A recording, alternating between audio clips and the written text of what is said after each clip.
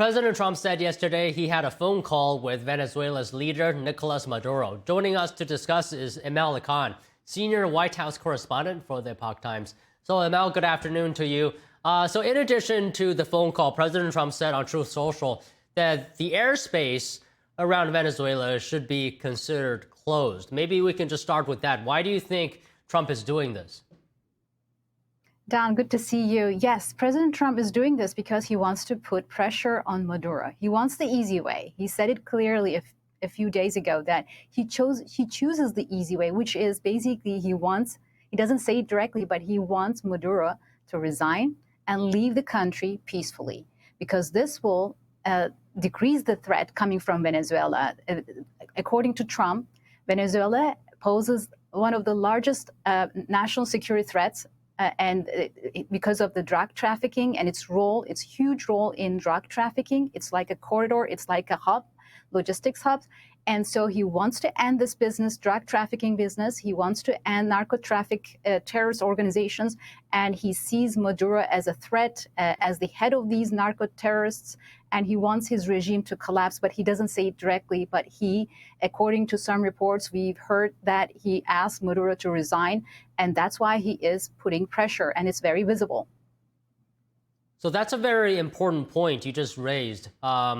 I'd like to follow up on that because you wrote an article for the Epoch Times about U.S. actions on Venezuela. You said the military buildup in the region and talks of possible U.S. land strikes in Venezuela have raised questions about whether Trump is seeking regime change. And you just mentioned that. Can you go a bit deeper into what Trump's goals here are?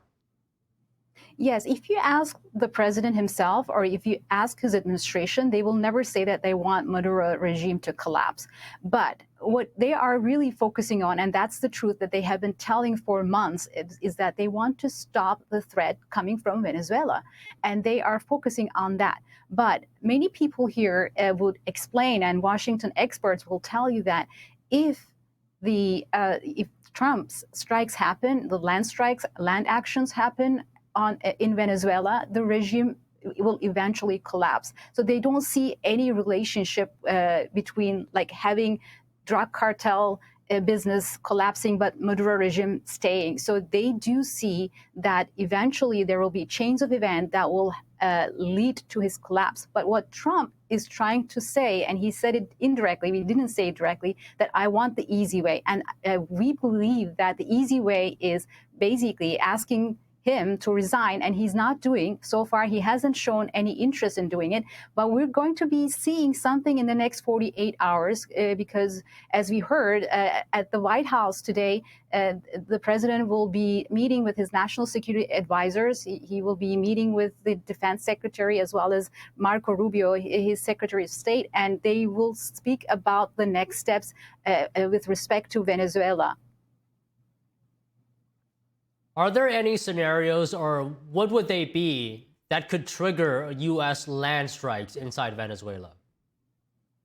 At the moment, President made it very clear that it could start very soon. He said land actions in land and against these drug trafficking, drug cartels will be very soon. And he said it last week. So he is waiting for Maduro to resign. I think that's his tactic at the moment. And he wants to see the regime to collapse, or internally by military itself to put an end to the regime. So he wants either the military or Maduro to take action here. And that's why you see a lot of news about whether Trump will do something, whether U.S. is going to attack, or whether it's going to be imminent. These are all putting pressure on the regime itself. And now we know that Venezuela doesn't have a significant military power to respond to the U.S. Action. They also have economic collapse. This is a country that has the largest proven oil reserves in the world.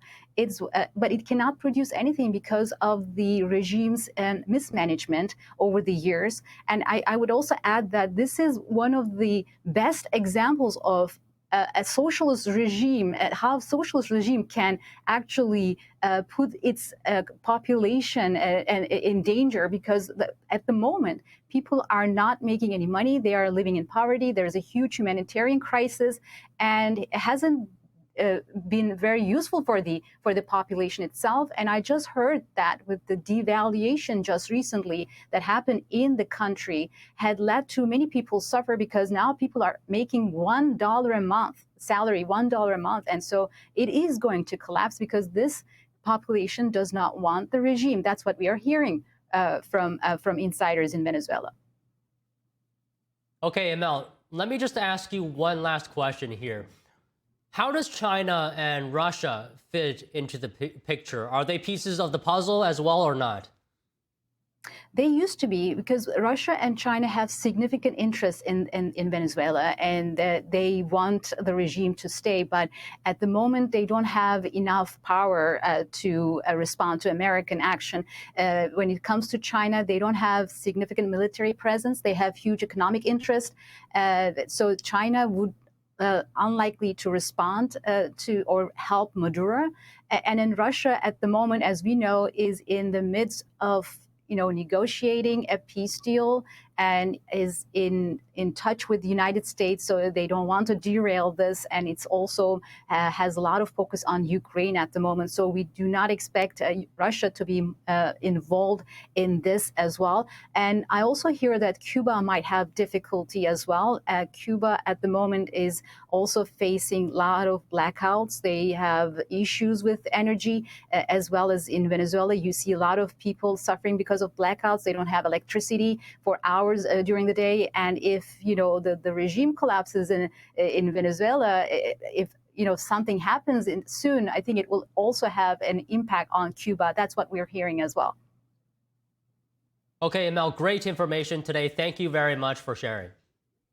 Thank you. Good to see you, Don.